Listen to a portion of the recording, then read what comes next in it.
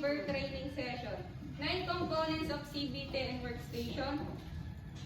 Practical work area, check. Learning resource area, check. Institutional assessment area, check. Quality and control area, check. Training resource area, check. Distance learning area, check. Computer lab and support service area, check.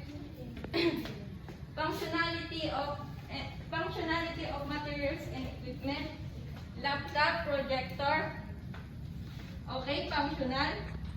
Utensil and material for food processing, okay, complete. Equipment, okay, functional. Resources based on training regulations, CBLM, and session plan check. Monitoring tools and resources for orientation, progress chart, achievement chart check. Training, please come in.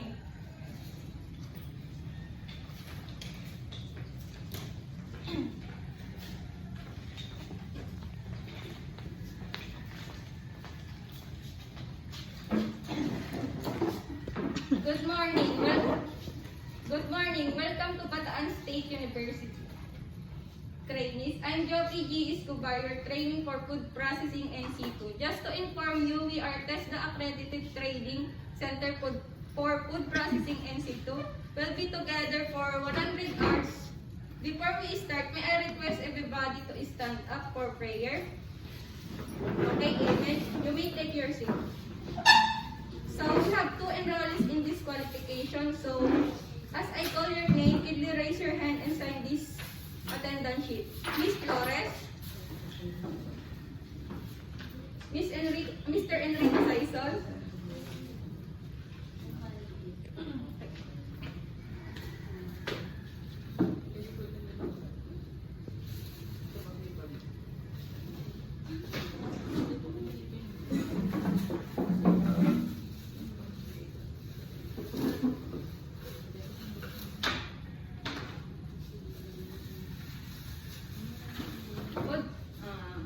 food processing and situ, process food by salting and curing and smoking. What is your reason to enroll the course? For me to have a further knowledge on food processing. Purpose and context of training. Qualification, cluster overview, basic, common, core. Competency for NC to food processing, process food by salting and curing and smoking, process food by fermentation and pickling, process food by sorting sugar concentration, process food by drying and dehydration, process food by thermal application. Competency-based training is the training delivery approach that focuses on the competency development of the learning as the result of the trainer.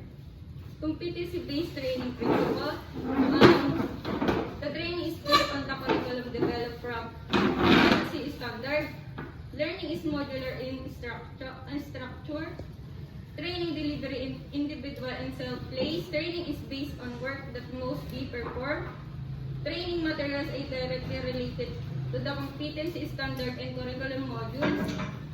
6. Assessment is based in the collection of evidence of the performer of the work industry. Required standard training is based on both of and of the job components. Allow the recognition and prior learning (RPL) or current competency. Training allows multiple entry and exit. Approved training programs are national accredited. Training methodology. Okay.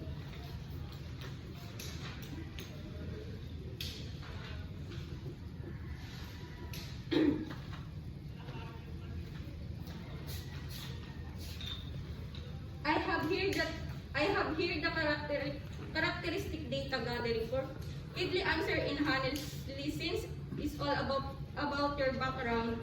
You have 5 minutes to answer it. Okay, time's up. Okay, so you have one. Now we will have a pre-test and self-assessment checklist. Don't worry, since the pre-test is not recorded, this is only to measure your knowledge on the qualification. And for self-assessment checklist, this is only to evaluate your prior knowledge in the competency and determine your training needs.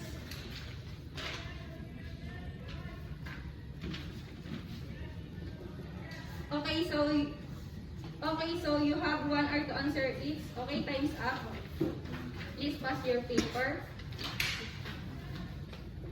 Okay, so I will give feedback about the result of your pre-test. When I call your name, follow me to the training resources area. Mr. Saisan, please follow the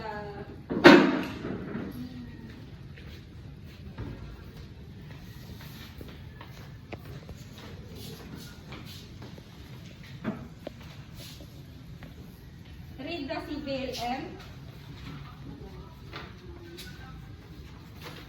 So you have 1 hour to read the information sheet 1.1. Then answer the self-assessment checklist and confirm your answer key. I will give you 1 hour. You may now start.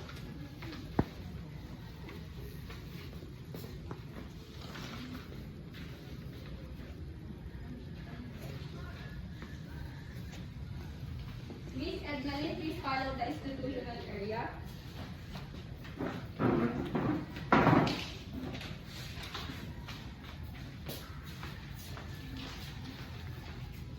Okay, you may take your seat. Since you have prior knowledge about this qualification, do you have any supporting documents for me to validate?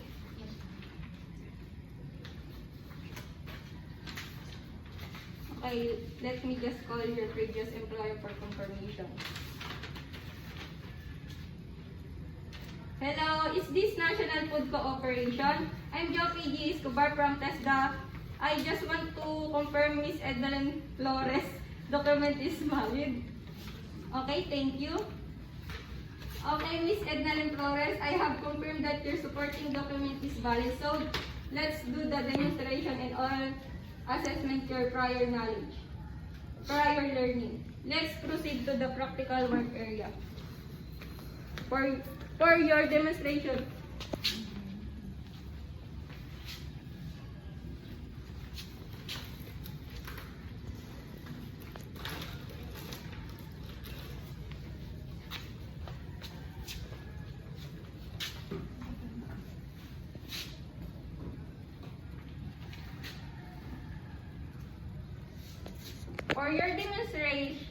you need to learn how to debone fish and how to properly store it. You may use the tools and materials provided here. You may have 1 hour to do it. You may start now.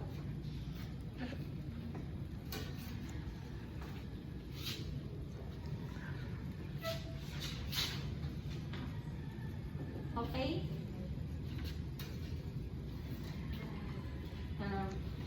Quickly take out first of your hairnet and apron. For the oral questioning, Miss Ednaline, what is the necessary tools you need to debone the fish and what is the importance of it? The necessary tools that we need are sharpening knives and stainless steel, hemostatic forceps. While the importance of deboning is paves the way to rise of the value-added products as a processor, we find ways to use trimmings and bits of flesh that are invariably removed in the bone. Okay, now let's go back institutional area.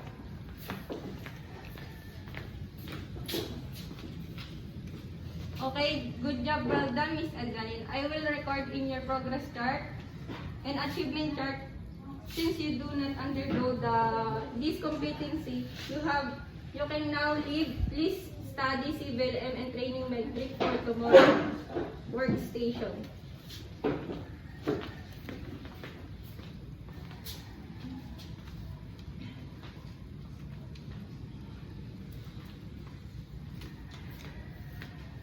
Okay, Mr. Saison, are you done? Yes, ma'am. Okay, may have the paper. I have the check that you have already have a clear understanding of the information sheet 1.1. You did a great job. Do you have any question or clarification? None. You may now leave and please study civil and training matric for tomorrow workstation. Thank you.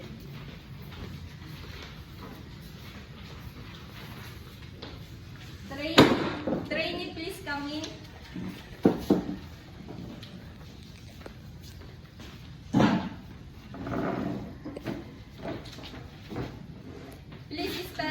Please stand up for our prayer. Okay, amen.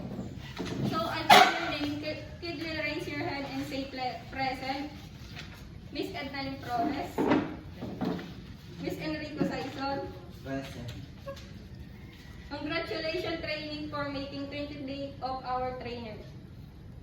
So here in your activity.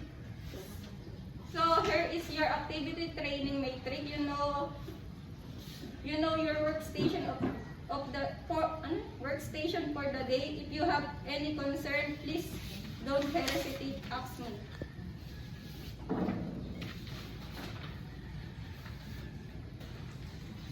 Okay, let's proceed, Mr. Enrico Saison. Please proceed workstation 1. Miss Edwin Flores, please proceed workstation 2. For our demonstration.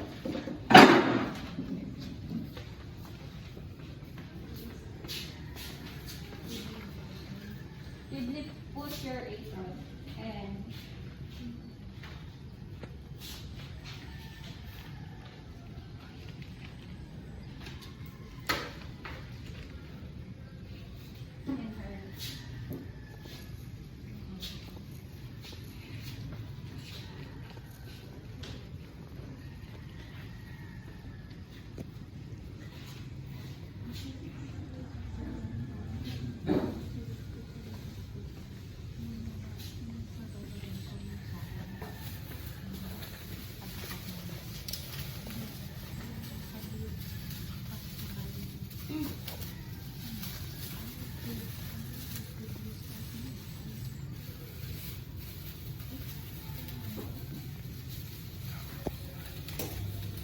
Mr. Saison, what competency are you going to do?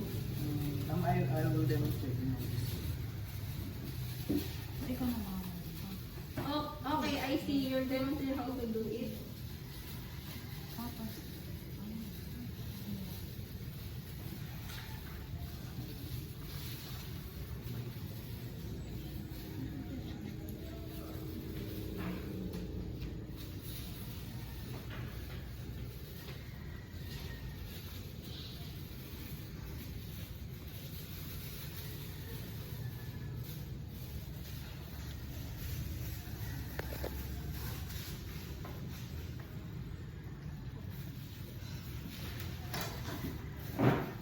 Very good, but to show the proper way of tolling urine, let me demonstrate into you.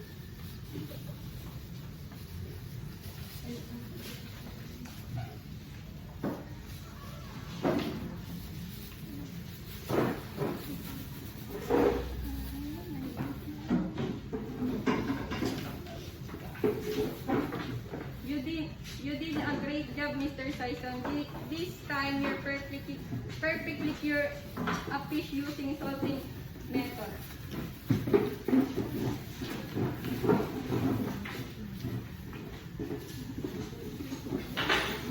Miss Ednaline, what competency are you going to do? I will demonstrate how to operate a thermometer. Okay, I see you. I'm demonstrating how to do it.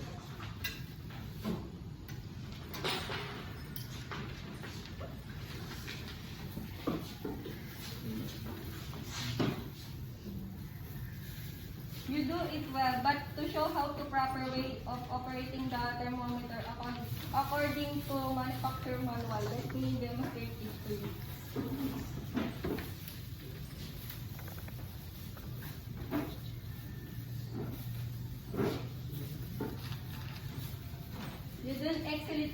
You did excellent job, Miss Flores. This time you're perfectly operate the thermometer for salting and curing in smoking.